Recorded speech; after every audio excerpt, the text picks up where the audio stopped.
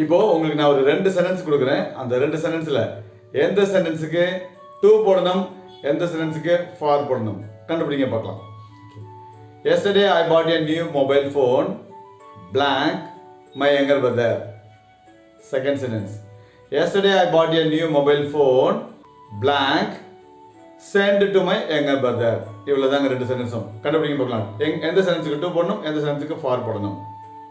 என்னங்க கண்டுபிடிச்சிட்டீங்களா?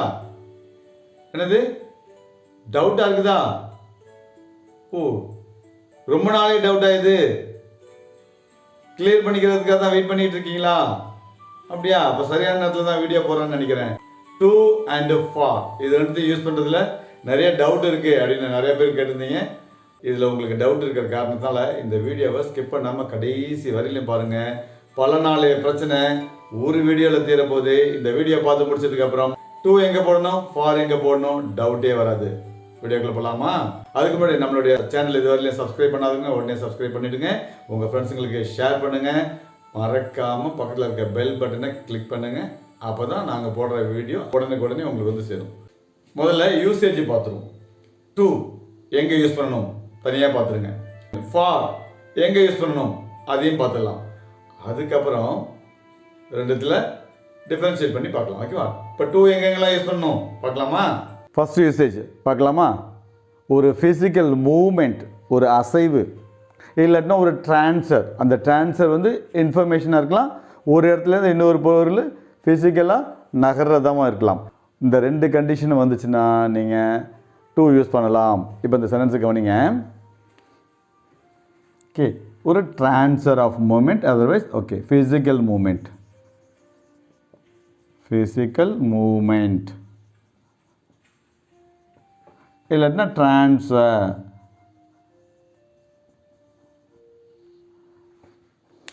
இதான் நம்ம ஃபர்ஸ்ட் யூசேஜ் பார்க்க போகிறோம். இந்த சென்டென்ஸ் கவனிங்க. Ramu gave a book to me. ஓகேவா? இந்த சென்டென்ஸ் கொஞ்சம் படித்து பாருங்கள் எப்படி இருக்குன்னு பாருங்கள். ராமு, இந்த சென்டென்ஸ் கவனிங்க. ஒரு புத்தகம் ஒரு இடத்துலேருந்து இன்னொரு இடத்துக்கு ஃபிசிக்கலாக மூவ் ஆகிருக்குது, இல்லை ட்ரான்ஸ்ஃபர் அங்கே நடந்திருக்குது. இது ரெண்டில் ஏதோ ஒன்று நடந்திருக்கு இல்லையா? எஸ். அப்போ யூஸ் பண்ண வேண்டிய வேர்டு என்ன ப்ரப்போசிஷன் யூஸ் பண்ணோம்? இந்த டு அண்டு ஃபார். இந்த 2 ப்ரப்போசிஷனை யூஸ் பண்ணுறதுல இருக்கக்கூடிய கன்ஃபியூஷன்ஸ் தான் நம்ம பார்த்துட்ருக்கோம். Vineeth will send an email to his boss. இந்த சென்டென்ஸ் கவனிங்க. வினீத்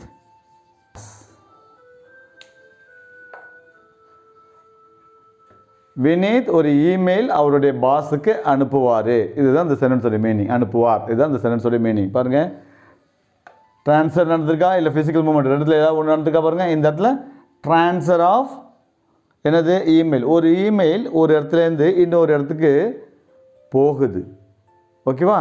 ட்ரான்ஸ்ஃபர். ஓகே. ஸோ இந்த இடத்துல நீங்கள் யூஸ் பண்ண வேண்டியது டு. இப்போ ஒரு விஷயம் உங்களுக்கு தெளிவாக இருக்கும். ஒரு ஃபிசிக்கல் மூமெண்ட் ஃபஸ்ட் விஷயத்தில் பாருங்கள். ஒரு புத்தகம் ஒரு இடத்துலேருந்து இன்னொரு இடத்துக்கு போயிருக்குது, ஒரு ஃபிசிக்கல் மூமெண்ட் இருக்குது, அதனால் டு போட்டோம். ரெண்டாவது இடத்துல பாருங்கள், ஒரு இமெயில் ட்ரான்ஸ்ஃபர் ஆகிருக்கு, ஒரு இடத்துலேருந்து இன்னொரு இடத்துக்கு போயிருக்குது, ட்ரான்ஸ்ஃபர் ஆகிருக்குது, ட்ரான்ஸ்ஃபர் ஆஃப் இன்ஃபர்மேஷன். அங்கேயும் நம்ம டு தான் யூஸ் பண்ணணும். ஓகேவா? அப்போது டூவோடைய ஃபஸ்ட் யூசேஜ் ஃபிசிக்கல் மூமெண்ட் இல்லாட்டினா ட்ரான்ஸ்ஃபர். இதுக்கு நம்ம டு யூஸ் பண்ணணும். தெளிவாயிடுச்சிங்களா? ஒரு விஷயம் முடிஞ்சிச்சு. டுவை அடுத்தது வேறு எப்படி யூஸ் பண்ணலான்னு பார்க்கலாமா? ப்ரிஃபரன்ஸ். எனக்கு இது வேணும் அது வேணும் அப்படின்னு நம்ம ப்ரிஃபர் பண்ணோம் அப்படின்னா அங்கேயும் நம்ம டு தான் யூஸ் பண்ணணும். எக்ஸாம்பிள்ஸ் மூலமாக பார்க்கலாமா? இப்போ 2 விஷயம் இருக்குது, 2 ப்ரிஃபரன்ஸ் இருக்குது. அதில் ஏதாவது ஒன்று தான் நீங்கள் ப்ரிஃபர் பண்ணுறீங்க.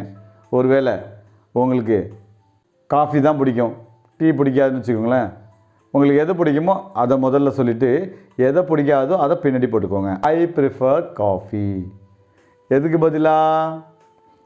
டீயை விட இல்லைன்னா டீக்கு பதிலாக, அந்த மாதிரியான அர்த்தத்தில் வரும். ஓகேவா? ஸோ இந்த மாதிரி ப்ரிஃபரன்ஸுக்கு வரும். அப்போது இந்த சென்டென்ஸ் கவனிங்க. I prefer coffee. எனக்கு காஃபி பிடிக்கும். எது கூட கம்பேர் பண்ணும்போது, எது கூட, எதை விட, இல்லைன்னா எது கூட கம்பேர் பண்ணும்போது அப்படின்னு போட்டுக்கலாம். ஓகேங்களா? To tea. அப்போ டீயா காஃபியா அப்படின்னு பார்த்தா எனக்கு காஃபி தான் பிடிக்கும்னு இந்த சென்டென்ஸ் மூலமாக சொல்கிறீங்க. ஸோ ப்ரிஃபரன்ஸுக்கு இதை சொல்லலாம். இன்னொரு எக்ஸாம்பிள் வேணுமா? பார்க்கலாமா? கிரிக்கெட், ஃபுட்பால் 2 சாய்ஸ் உங்களுக்கு கொடுக்குறாங்க. எது பிடிக்கும்? ஆப்வியஸ்லி நம்மளாம் கிரிக்கெட்டை தேர்ந்தெடுக்கக்கூடிய ஆட்கள் தான் இல்லைங்களா? ஓகே, ஃபுட்பால்னால் ஃபுட்பால்னு போட்டுக்கோ. ஓகே, இப்போது எனக்கு ஃபுட்பாலை பார்க்கும்போது எனக்கு கிரிக்கெட் தான் ரொம்ப பிடிக்கும் அப்படின்னு சொல்லணுமா? அப்போது எது பிடிக்குமோ அது முதல்ல போட்டுக்கோங்க. இப்போ பாருங்கள் சென்டென்ஸ். இப்போ நான் தான் போடணும்னு அவசியம் கிடையாது, எனக்கு தான் சொல்லணும்னு அவசியம் கிடையாது. அவனுக்கு, என்னுடைய ஃப்ரெண்டுக்கு, என்னுடைய ஃப்ரெண்டு ராஜுவுக்கு சொல்லலாம். My friend Raju. ப்ரிஃபர் பண்ணுறான், ப்ரிஃபர். ஓகேவா? தேர்ட் பர்சன் சிங்குலர் வரதுனால நம்ம எஸ் போடணும். ஓகேவா? ப்ரிஃபர்ஸ் எது? Cricket to football. இதுதான் என் ஃப்ரெண்டு ராஜுவுக்கு ஃபுட்பாலை விட கிரிக்கெட் தான் பிடிக்கும். அதுதான் இந்த சென்டென்ஸோடைய மீனிங். ஓகேவா? ப்ரிஃபரன்ஸ் அப்போது டூ தான் போடணும். இப்போ நம்ம பார்த்துக்கிட்டு இருக்குது டூவோட யூசேஜ் பார்த்துட்ருக்கோம். ஓகேங்களா? அடுத்த யூசேஜ் பார்க்கலாமா? டைம். ஓகே, டைமுக்கு எப்படி சொல்லலாம்? டைம் இந்த டைம்லேருந்து இந்த டைம் வரையிலும் அப்படின்னு சொல்கிறேன்னு வச்சுங்களேன். அதுதான் ஃப்ரம் டூ. ஒரு மீட்டிங் நடக்குது, அந்த மீட்டிங் 10 மணிலேருந்து 11 மணி வரையிலும் நடக்கும் அப்படின்னு சொல்லணுமா? From to. ஓகேவா? நமக்கு இப்போ வந்து டூ போடணுமா ஃபார் போடணுமா அப்படிங்கிறது தான் முக்கியம். அப்போது டூ தான். பார்க்கலாமா? The meeting. ஏதோ ஒரு மீட்டிங், அந்த மீட்டிங் எத்தனை மணிலேருந்து எத்தனை மணி வரையிலும் நடக்கும் அப்படின்னு சொன்னேன்? 10லேருந்து 11 வரையிலும். Okay, the meeting will be held from 10 a.m. to 11 a.m. இவ்வளோதான்.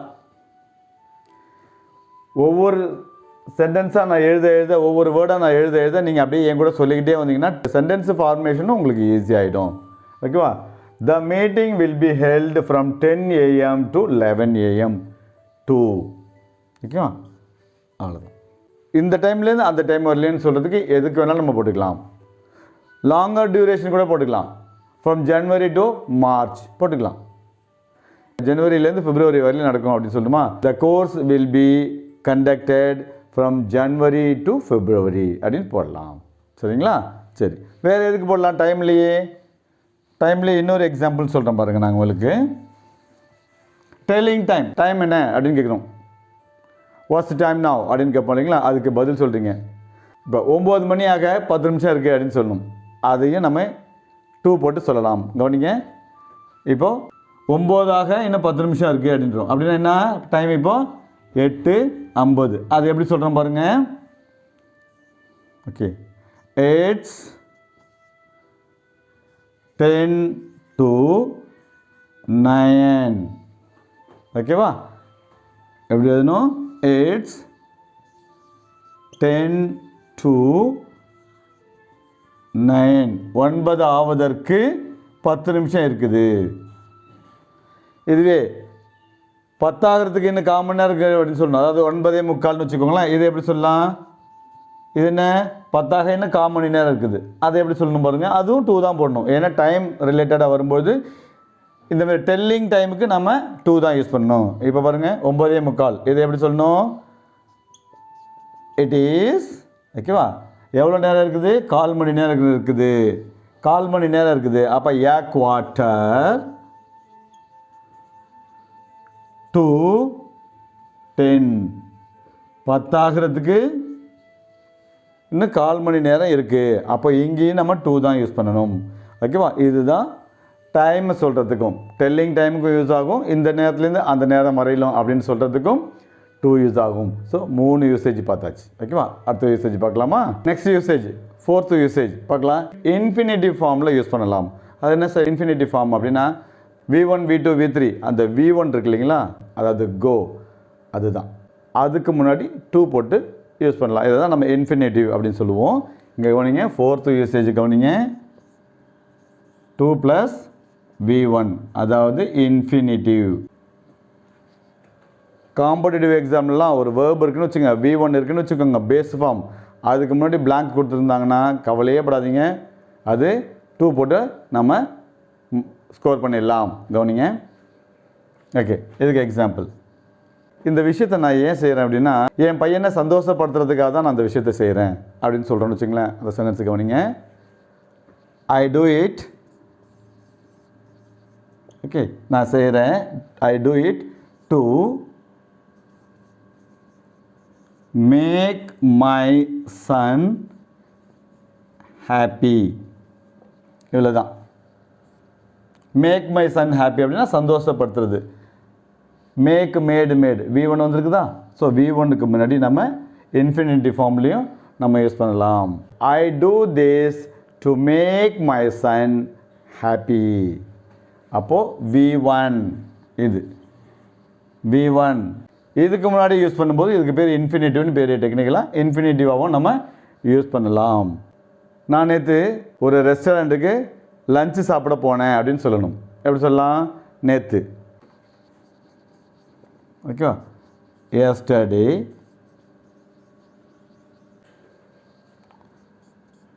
I went to a restaurant or hotel, whatever it is. ஓகேவா? எதுக்கு? சாப்பிடுவதற்கு. டு ஈட் இல்லாட்டா டு ஹாவ்னு கூட போட்டுக்கலாம். நம்ம என்ன லஞ்சு சாப்பிட போனேன்னு சொல்லணும், லஞ்ச். அவ்வளோதான். இப்போ பாருங்கள், இங்கே என்ன யூஸ் பண்ணியிருக்கேன் பாருங்கள், 2. V1 இருக்குதா? V1 பேஸ் ஃபார்ம் இருக்குது, அதுக்கு முன்னாடி யூஸ் பண்ணியிருக்கேன். நேற்று நான் ஒரு ரெஸ்டாரண்ட்டுக்கு லஞ்சு சாப்பிட போனேன் அப்படின்னு சொல்லுவேன், சாப்பிடுவதற்கு. ஸோ பேஸ் ஃபார்ம் வந்தால் அங்கேயும் நம்ம 2 யூஸ் பண்ணலாம். சரிங்களா? ஸோ இதான் 4 யூசேஜ். சில இடங்களில் மட்டும் 2க்கு பக்கத்தில் ஐஎன்ஜி போடுற மாதிரி வரும். அதையும் நான் சொல்கிறேன் உங்களுக்கு, எப்போ வரும், எந்த மாதிரியான இடங்கள் அது வரணுன்றதையும் நான் சொல்லிடுறேன் உங்களுக்கு. ஓகே ஓகே, இதுவரையும் நம்ம பார்த்ததெல்லாம் 2ஓட யூசேஜ் பார்த்துட்டோம். அடுத்தது ஃபாரோட யூசேஜ் பார்க்கலாமா? வாங்க. ஃபார் எதுக்கெல்லாம் யூஸ் ஆகுது? ஃபஸ்ட்டு யூசேஜ் என்ன அப்படின்னா பெனிஃபிட். ஏதாவது ஒரு நன்மை நடக்குது அப்படின்னா நீங்கள் ஃபார் யூஸ் பண்ணலாம். For example, okay, drinking plenty of water is good for health. நிறைய தண்ணி குடிக்கிறது ஹெல்த்துக்கு நல்லது அப்படின்றாங்க. பெனிஃபிஷியல், ஓகேவா, பெனிஃபிட் ஆகுது. அதனால் நம்ம என்ன சொல்கிறோம்? ஃபார் யூஸ் பண்ணுறோம். ஓகேவா? ஸோ பெனிஃபிட்ஸ், இதுக்கு நம்ம யூஸ் பண்ண வேண்டியது ஃபார். செகண்ட் சென்டென்ஸ் பாருங்கள், அதே போல் பெனிஃபிட்ன்ற அர்த்தத்தில் தான் வருது பாருங்கள். Getting enough sleep is essential for physical and mental wellbeing. உடல் அளவிலும் மனசளவிலும் நம்ம நல்லா இருக்கணும் அப்படின்னா அதுக்கு தேவையான அளவுக்கு தூக்கம் அவசியம் அப்படின்றாங்க. அதை பாருங்கள் எப்படி யூஸ் பண்ணியிருக்காங்க பாருங்கள். Getting enough sleep is essential. எதுக்கு எசென்ஷியல்? எதுக்கு ரொம்ப முக்கியம்? நல்லா தூங்குறது, நல்ல உறக்கம் எதுக்கு பயன்படுதுன்னு பாருங்கள். Physical and mental health. Getting enough sleep is essential. எதுக்கு எசென்ஷியல்? ஃபிசிக்கல் அண்டு மென்டல் வெல்பீயிங்க்கு, நல்லா இருக்கணுங்கிறதுக்கு, உடல் அளவிலும் மனது அளவிலும் ஆரோக்கியமாக இருக்கணும் அப்படின்றதுக்கு தேவைப்படக்கூடியது. அப்போது பெனிஃபிட், ஒரு பெனிஃபிட் ஆகுது. அந்த இடத்துல திரும்ப நம்ம ஃபார் யூஸ் பண்ணணும், இங்கே நம்ம 2 யூஸ் பண்ணக்கூடாது. ஓகேவா? இப்போ பெனிஃபிட் அப்படின்ற அர்த்தத்தில் நம்ம ஃபார் பார்த்துட்டோம். அடுத்த யூசேஜ் பார்க்கலாமா? என்னென்னா டியூரேஷன். சார் நம்ம 2 வந்து அங்கேயும் டைமுக்கு பார்த்தோம் சார். அங்கே டெல்லிங் டைமுக்கு பார்த்தோம். அங்கே எதுக்கு பார்த்துருக்கோன்றது பாருங்கள். ஒரு நேரத்துலேருந்து இன்னொரு நேரம் வரையிலும், ஃப்ரம் 2க்கு அங்கே பார்த்தோம். இங்கேனா ஒரு டியூரேஷன், ஆஸ் எ ஹோல், இவ்வளவு நேரமாக, 1 மணி நேரம், 2 மணி நேரம், 1 வருஷம், 2 வருஷம், அந்த மாதிரி சொல்லணும் அப்படின்னா ஃபார் யூஸ் பண்ணணும். பார்க்கலாமா? எக்ஸாம்பிள்ஸ் மூலமாக பார்க்கலாமா?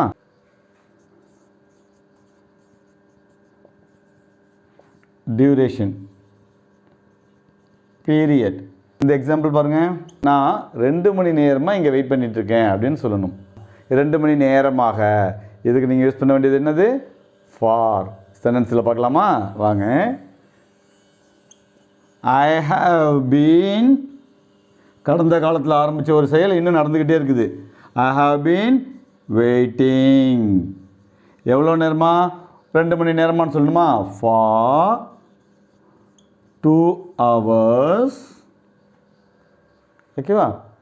For 2 hours. I have been waiting for 2 hours. இங்கே அப்படின்னா ஐ ஹாவ் பீன் வெயிட்டிங் ஹியர்னு கூட போட்டுக்கலாம் நீங்கள். I have been waiting here for 2 hours. நான் 2 மணி நேரமாக இங்கே வெயிட் பண்ணிகிட்டு இருக்கேன். 2 மணி நேரமாக ஆக இந்த மாதிரி இடத்துக்கு அவர் டியூரேஷன் பீரியட் ஆஃப் டைம் சொல்கிறதுக்கு ஃபார் யூஸ் பண்ணணும். ஒரு 5 மணி நேரமாக நான் ட்ராவல் பண்ணிக்கிட்டே இருக்கிறேன் அப்படின்னு சொல்லணும். அதுக்கு யூஸ் பண்ணிக்கலாம். I have been travelling for 5 hours. I have been travelling for 5 hoursன்னு சொல்லலாம் நம்ம. சரிங்களா? இப்போ நம்ம என்ன பார்த்துட்ருக்கோம்? டு, ஃபார், இந்த 2 ப்ரப்போசிஷனை எந்த இடத்துல யூஸ் பண்ணணும்னு பார்த்துட்ருக்கோம். டு பார்த்துட்டோம். இப்போ நம்ம ஃபார் என்ற ப்ரப்போசிஷன் எப்படிலாம் யூஸ் பண்ணணும்னு பார்த்துட்ருக்கோம். ஃபாரோடைய 3rd யூசேஜ் பார்க்குறோம். அது எப்படின்னா மற்றவங்களுக்கு ஹெல்ப் பண்ணணும், மற்றவங்களுக்கு ஹெல்ப் பண்ணக்கூடிய அந்த சூழல், அங்கேயே நம்ம பயன்படுத்த வேண்டியது ஃபார். எப்படி பாருங்கள்? To help someone. எப்படி? களைச்சி போய் வராரு, என் பையன் களைச்சி போய் வரான், அவனுக்காக நான் லஞ்சு செய்கிறேன். இதுதான். Okay. I prepared lunch for my son. ஓகேவா? அவனுக்கு ஹெல்ப் பண்ணுறோம். ஓகேவா? பாருங்கள். I prepared lunch, lunch, dinner, breakfast எது வேணாலும் எடுக்கலாம். ஓகேவா? I prepared lunch for my son. அப்போ பாருங்கள், மற்றவங்களுக்கு ஒருத்தவங்களுக்கு ஹெல்ப் பண்ணுறது அந்த மாதிரியான விஷயங்களுக்கும் நம்ம ஃபார் யூஸ் பண்ணணும். I prepared lunch for my son. என்னுடைய மகனுக்காக நான் லஞ்சு சமைத்தேன். ஓகே. இந்த புத்தகத்தை நான் என் ஃப்ரெண்டுக்காக வாங்கிட்டு வந்தேன் அப்படின்னு சொல்லணும். ஓகேவா? இந்த புத்தகத்தை நான் என் ஃப்ரெண்டுக்காக வாங்கினேன். அப்போது ஐ பாட், நான் வாங்கினேன். என்னத்தை? This book. என்னத்தை? திஸ் புக், இந்த புத்தகம். யாருக்கு? யாருக்குன்னு போட்டு இந்த ஃபார் போட்டுட்டு யாருக்குன்றதை நம்ம போட்டுக்க வேண்டியதான். அவ்வளோதான். I put this book for my friend, என்னுடைய நண்பனுக்காக. இப்போ இந்த இடத்துலையும் நாம் மற்றவங்களுக்கு ஹெல்ப் பண்ணும்போதும் ஃபார் யூஸ் பண்ணணும். ஒரு பயன்பாடு, அடுத்ததில் ஃபங்க்ஷன், செயல்பாடு, அதுக்கும் ஃபார் தான் யூஸ் பண்ணணும். இதெல்லாம் நம்ம தரவாக பார்த்துட்டோம் அப்படின்னா டு, ஃபார் எந்த டவுட்டும் இல்லாமல் தெளிவாக பயன்படுத்த முடியும். நம்ம தவறே வராது. ஒரு பொருள் அல்ல ஏதோ ஒன்று எப்படி ஃபங்க்ஷன் ஆகுது, என்ன ஃபங்க்ஷனுக்கு யூஸ் ஆகுது, இதையெல்லாம் பார்க்குறதுக்கு, இதையெல்லாம் நம்ம மென்ஷன் பண்ணுறதுக்கு ஃபார் யூஸ் பண்ணணும். இப்போ பாருங்களேன், பென்சில், பென் ஏதோ ஒன்று எடுத்துக்கிறோம். அது எதுக்கு பயன்படுது? எழுத பயன்படுது. இது எப்படி இங்கிலீஷில் சொல்லலாம்? பாருங்கள். Pencil is used for writing. அவ்வளோதான். Pencil is used for writing, எழுதுறதுக்கு பயன்படுது அப்படின்னு சொல்லும்போது நம்ம ஃபார் போடலாம். இங்கே ஐஎன்ஜி ஃபார்மில் இருக்கும்போது மேக்ஸிமம் நீங்கள் ஐஎன்ஜி ஃபார்மில் இருந்துச்சுன்னா ஃபாரே யூஸ் பண்ணுங்கள். ரொம்ப ரேராக ஐஎன்ஜி வரும்போது டூ வரும். அது சில இடங்களில் எந்த இடத்துல வரும்ன்றதை நான் உங்களுக்கு இந்த வீடியோ முடியறதுக்குள்ளே உங்களுக்கு எக்ஸ்பிளைன் பண்ணிடுறேன். ஓகே. ஐஎன்ஜி வரும்போது மோஸ்ட்லி ஃபார் தான் வரும். மேக்ஸிமம் இப்படி தான் வரும். Car is used for transportation. Car எதுக்கு பயன்படுது? ஒரு இடத்துலேருந்து இன்னொரு இடத்துக்கு போக்குவரத்துக்கு பயன்படுது. இப்போ வாங்க, சில இடங்களில் ஓகே, இப்போ நம்ம டூவோட யூசேஜ் பார்த்தாச்சு, ஃபாரும் பார்த்தாச்சு. சில இடங்களில் டூவா ஃபாரா அப்படின்றது டவுட் வரும். அந்த டவுட் எப்படி கிளியர் பண்ண போகிறோம் பார்த்துடலாமா? இதுவரையிலும் நாம் டூ, ஃபார் இந்த ப்ரப்போசிஷன்ஸ் எப்படி யூஸ் பண்ணுறது அப்படின்றத பற்றி நம்ம தனித்தனியாக பார்த்தோம். டூ இது வந்து நம்ம இன்ஃபினிட்டிவாக யூஸ் பண்ணும்போது பேஸ் ஃபார்ம் கூட, அதாவது V1 ஓகே, அது கூட யூஸ் பண்ணுற மாதிரியும் பார்த்தோம். சில இடங்களில் மட்டும் அந்த டு ஃப்ரேசல் வெர்பாக வரும், அதர்வைஸ் ப்ரொபோசிஷனாக வரும். அப்படி வரும்பொழுது அந்த இடத்துல நாம் பக்கத்தில் V1 போடுற மாதிரி வராது. ஓகே, இந்த சென்டென்ஸை பாருங்களேன். I am looking forward to hearing from you. இந்த மாதிரியான இடங்களில் மட்டும்தான் நம்ம கொஞ்சம் கவனமாக இருக்கணும். ஒருவேளை இது ரீசனாக ஃபங்க்ஷனா அப்படின்றது தெரியல சார், டவுட்ஃபுல்லாக இருக்குது அப்படின்னா அந்த மாதிரியான இடங்களில் டவுட்டாக இருக்கிற இடத்துல 2 + இன்ஃபினிட்டிவே யூஸ் பண்ணிக்கோங்க. 2 + V1 யூஸ் பண்ணிக்கோங்க. இது எல்லா இடத்துலையும் யூஸ் பண்ணிக்கலாம். சரி, வாங்க இது வரையிலும் நம்ம படித்ததை கொஞ்சம் கன்சாலிடேட் பண்ணிடலாம். இது வரையிலும் 2 வந்தால் அதுக்கப்புறம் என்னென்னலாம் வரணும், ஃபார் வந்தால் எப்படிலாம் வரணும், என்னென்னலாம் வரணும், கொஞ்சம் கன்சாலிடேட் பண்ணிட்டோம் அப்படின்னா அடுத்ததாக நான் கொடுக்கக்கூடிய கொஸ்டின்ஸ் எல்லாம் நீங்கள் அட்டன் பண்ணுறது ஈஸியாக இருக்கும். ஓகேவா? காம்படிட்டிவ் எக்ஸாம் கூட உங்களுக்கு இனிமேல் ஈஸியாகிடும். கன்சாலிடேட் பண்ணிடலாமா? பாருங்கள், இதுதான் அந்த கன்சாலிடேஷன். ஓகே, இதை அப்படியே ஒருத்தரை பார்த்துக்கோங்க. அப்படியே நான் என்னென்னலாம் கொடுத்துருக்கேன் அப்படின்றத கொஞ்சம் அப்படியே ஒருத்தரை பாருங்கள். இந்த கன்சாலிடேஷன்லேயும் உங்களுக்கு தெளிவாக தெரிஞ்சிடும். எது எது வந்துச்சுன்னா எது எதெல்லாம் வரணும், என்னென்ன வேர்டு வந்துச்சுன்னா எது எதெல்லாம் வரக்கூடாது அப்படின்றத நீங்கள் பார்த்துக்கோங்க. சரி,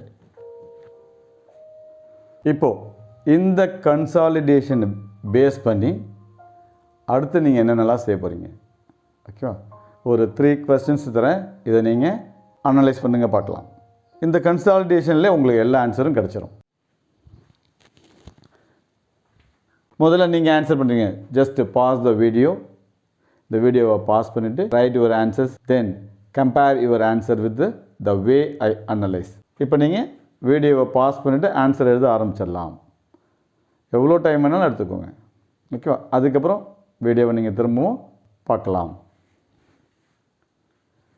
ஃபஸ்ட்டு ஒன் பாருங்கள். The key is used to போடுறதா ஃபார் போடுறதா? பாருங்கள், இது இங்கே வேர்ப் இருக்குது. ஓகேவா? The key is used. ஓகேவா? இந்த இடத்துல வேர்ப் இருக்குது. நம்ம ஏற்கனவே பார்த்து அனலைஸ் பண்ணி பார்த்தீங்க அப்படின்னா இந்த இடத்துல நம்ம என்ன செய்யலாம், இதை டு போடலாம். To open the lock. Okay? The key is used to open the lock. Second one பாருங்கள். இங்கே என்ன இருக்குது பாருங்கள். இது 2 + V1 போட்டு நம்ம இன்ஃபினிட்டிவ் ஃபார்மில் இதை கொண்டு இன்ஃபினிட்டிவ் ஃபார்மில் இது வருது, அதனால் நம்ம 2 போட்டிருக்கோம். இங்கே பாருங்கள். ஐ ஆம் ஹியர். இங்கே இங்கே என்ன போடணும்? ஃபார். காரணம் சொல்ல முடியுமா? எஸ். என்னது? இங்கே ஐ ஆம் ஹியர் ஃபார் பிஸ்னஸ். நவுனில் முடிஞ்சிருக்குதா? ஓகேவா? ஸோ நம்ம ஃபார் போட்டிருக்கோம். இதுதான் காரணம். அடுத்து பாருங்கள். தேர்ட் ஒன் பாருங்கள். தே சோல்டு த கார். ஓகே, இந்த இடத்துல என்ன போடலாம்? டு மீ, ஃபார் மீ ரெண்டுமே பொருத்தமாக இருக்கிற மாதிரி இருக்குது சார். என்ன போடுறதுன்னு தெரியல சார். ஏன் சார் 2 போட்டிங்க?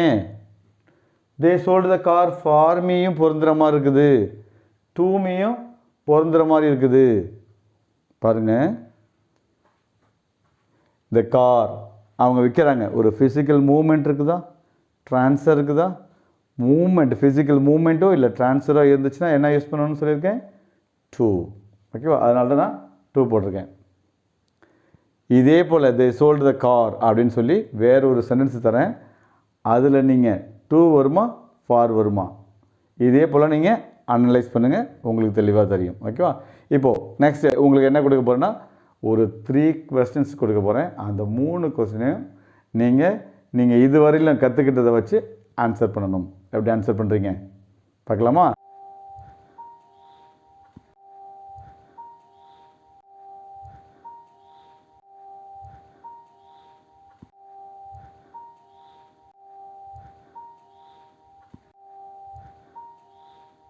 கண்டிப்பாக நீங்கள் இதுக்கான ஆன்சர்ஸை கமெண்ட் செக்ஷனில் சொல்லுங்கள். அதுக்கான விடையை நான் உங்களுக்கு நீங்கள் ஆன்சர் பண்ணதுக்கப்புறம் கமெண்ட் செக்ஷன்லேயே ஆன்சர் கொடுக்குறேன். இந்த வீடியோ உங்களுக்கு ரொம்ப யூஸ்ஃபுல்லாக இருக்கும் அப்படின்னு நம்புகிறேன். ஸோ உடனே உங்களோட நண்பர்களுக்கு இந்த வீடியோவை ஷேர் பண்ணுங்கள். இது போல் வீடியோ உங்களுக்கு நிறைய வேணும்னா கமெண்ட் செக்ஷனில் சொல்லுங்கள், வீடியோ போடுறேன் பார்ட் 2. ஓகே, இதே வீடியோவை நான் டோட்டலாக உங்களுக்கு அட்வான்ஸ் லெவலில் வேணும்னு சொல்லுங்கள், இன்னும் கொஞ்சம் டெக்னிக்கலாக இன்டெப்த்தாக போகிற மாதிரி இருக்கும். இதுவரையிலும் நம்மளோட சேனலை சப்ஸ்கிரைப் பண்ணாதவங்க உடனே சப்ஸ்கிரைப் பண்ணிடுங்க, லைக் பண்ணுங்கள், உங்களுடைய ஃப்ரெண்ட்ஸுங்களுக்கு ஷேர் பண்ணுங்கள். மறக்காமல் பக்கத்தில் இருக்கிற பெல் பட்டனை கிளிக் பண்ணுங்கள். அப்போ தான் நாங்கள் போடுற வீடியோ உடனே வந்து சேரும். வாங்க, இங்கிலீஷ் ஒன்றும் கஷ்டம் கிடையாது, நல்லா பேசலாம். Simply spoken English.